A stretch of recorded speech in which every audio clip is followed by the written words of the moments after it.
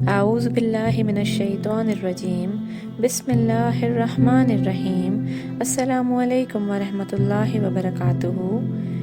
آج کی حدیث روایت ہے ابو داود سے۔ اس حدیث کا موضوع ہے بسم اللہ نہ پڑھنے والے کے ساتھ شیطان کھانا کھاتا ہے۔ امیہ بن مخشی رضی اللہ تعالی عنہ فرماتے ہیں کہ ایک شخص کھانا کھا رہا تھا، اس نے بسم اللہ نہیں پڑھی یہاں تک کہ صرف ایک لقمہ باقی رہ گیا۔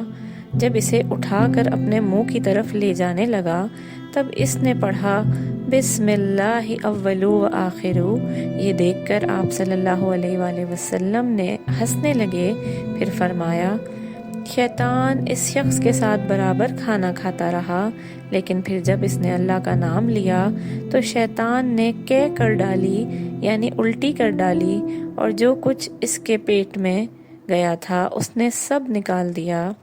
حدیث کا مفہوم کچھ اس طرح ہے کہ کھانا کھانے سے پہلے بسم اللہ پڑھیں، اللہ تعالیٰ کا نام لیں تاکہ اس کھانے میں برکت ہو۔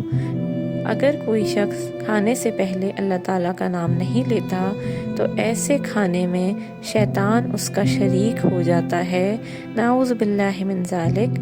جزاک اللہ خیرا کثیرا۔